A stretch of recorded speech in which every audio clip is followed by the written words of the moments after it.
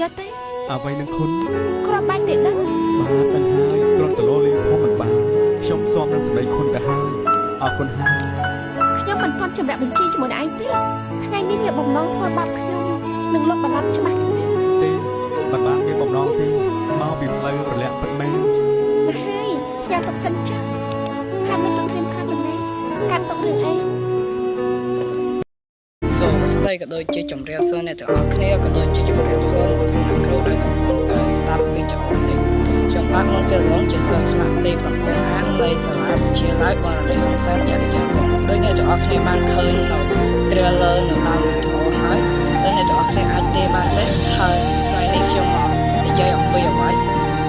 មែនហើយថ្ងៃនេះខ្ញុំនឹងមក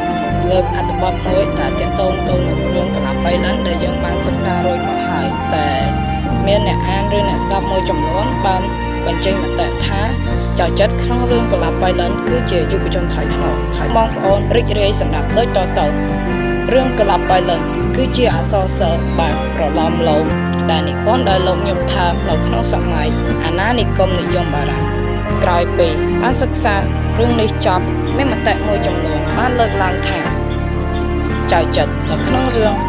កលាបៃលិនគឺជាយុវជនថ្លៃថ្នូរតើចំណុចណាខ្លះដែលបញ្ជាក់ឲ្យឃើញថាចៅចិត្តគឺជាយុវជនថ្លៃថ្នូរមុននឹងឈានទៅដល់ការបកស្រាយប្រធានបទខាងលើជាបឋមយើងខ្ញុំសូមសិក្សាពាក្យកន្លឹះមួយចំនួនសិន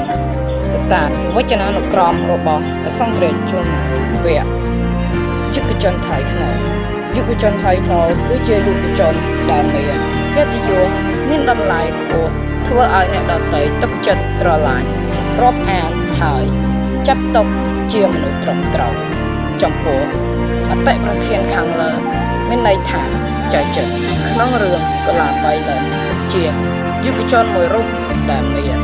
កិត្តិយសនិងមានតម្លៃខ្ពង់ខ្ពស់ស័ក្តិសមជាកុលបុត្រដ៏ប្រពៃជាក់ស្ដែងនៅក្នុងវ័យសិក្សាក្រោមការគ្រប់គ្រងរបស់តាជើជាឪពុកចៅចិត្តពុំដែលប្រព្រឹត្តអំពើផ្ដេសផ្ដាស់ធ្វើឲ្យឪពុកពិបាកចិត្តដោយសារខ្លួនម្ដងណាឡើយអាស្រ័យដោយសេចក្តីព្យាយាមក្នុងការសិក្សាចៅចិត្តបានប្រឡងជាប់សញ្ញាបត្រមួយដ៏មានតម្លៃនាសម័យនោះព្រមជាមួយនេះចៅចិត្តបានខិតខំប្រឹងប្រែងរៀនសូត្រចំណេះបច្ចេកទេសខាងបើកបររថយន្តនិងជួសជុលរថយន្តបន្ថែមទៀតនេះបញ្ជាក់ឲ្យឃើញថាចៅចិត្តបានយកចិត្តទុកដាក់ថែទាំឪពុកតាំងពីបាយទឹកម្ហូបចំណីព្រមទាំង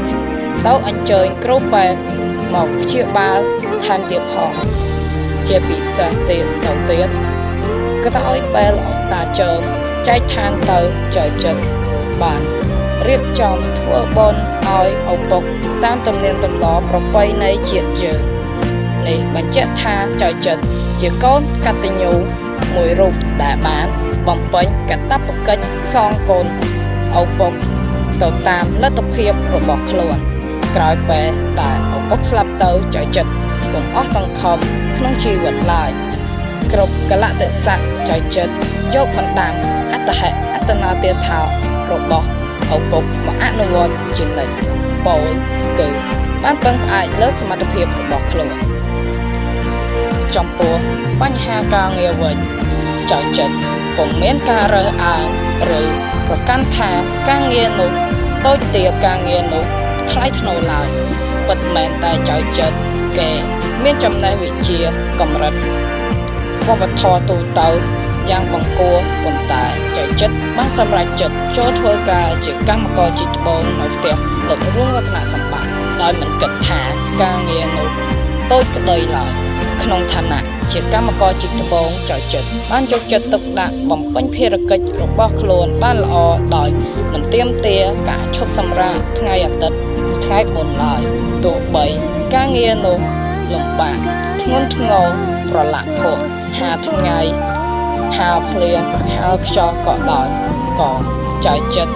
នៅតែតស៊ូព្យាយាមក្នុងការងារដោយគ្មានធ្វេសប្រហែសនេះហើយដែលធ្វើឲ្យចៅវាយនាយនិងកម្មករដទៃទៀតស្រឡាញ់រាប់អាន សេចក្តីថ្លៃថ្នូរនេះ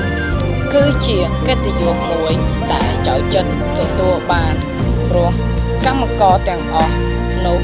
ពុំបានមើលស្រាលចៅចិនទេផ្ទុយទៅវិញគេបានរាប់អាននិងឲ្យតម្លៃហើយទទួលស្គាល់នៅសមត្ថភាពរបស់ចៅចិនចំពោះបញ្ហាស្នេហាវិញចៅចិនតែងតែប្រកាន់ខ្ជាប់នៅភាពថ្លៃថ្នូរជានិច្ចគេបានចាប់ចិត្តស្រឡាញ់ខុននារីដែលជាបណ្ដោចិត្តតែមួយគត់របស់លោករួងរតនសម្បត្តិប៉ុន្តែគេពុំដែលប្រព្រឹត្តអំពើមិនគប្បីចំពោះនាងឡើយទន្ទឹមនឹងអកប្បកិរិយាដ៏សមរម្យនៃចៅចិនបានបង្ហាញឲ្យឃើញនៅភក្តីភាពរបស់ខ្លួនដ៏ស្មោះចំពោះគ្រួសារនាងថែមទៀតជាក់ស្ដែងពេលមានអាសន្នត្រូវចោលប្លន់កណ្ដាលព្រៃនិងនៅផ្ទះលោករួងរតនសម្បត្តិចៅចិនបានយកអាយុជីវិតរបស់ខ្លួនទៅបដូរដើម្បីការពារអាយុជីវិតនិងទ្រព្យសម្បត្តិរបស់ចៅវាយនាងដោយមើលឃើញថាចៅចិនជាយុវជនមួយរូបដែលមានចំណេះវិជ្ជានិងសីលធម៌ល្អមិនពេលលាអាវាសាទៅលោករួងរតនសម្បត្តិសម្រេចចិត្តឲ្យចៅចិនរៀបការជាមួយនឹងកូនស្រីរបស់ខ្លួនចាប់ពីពេលនោះមកចៅចិនក៏បានឆ្លាតខ្លួនជាកូនប្រសាររបស់លោករួងរតនសម្បត្តិជាថៅកែត្បូងនៅស្រុកបៃលិនឡើងឋានៈពីទៀតទៅខ្ពស់ដ៏លឿនរហ័សរបស់ចៅចិនគឺជាកិត្តិយសមួយចៅចិនសមនឹងទទួលបានរួមសេចក្តីមកចៅចិនអ្វីត្បិតតែគ្មានទ្រព្យសម្បត្តិបុណ្យស័ក្តិចំណេះវិជ្ជាជ្រៅជ្រះប៉ុន្តែចៅចិនដឹងកូននិងស្ដាប់តាមអវាទ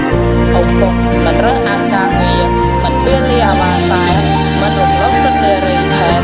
ហើយមានភក្តីភាពចំពោះចៅវាយនាងក៏ដូចជាកម្មករដទៃទៀត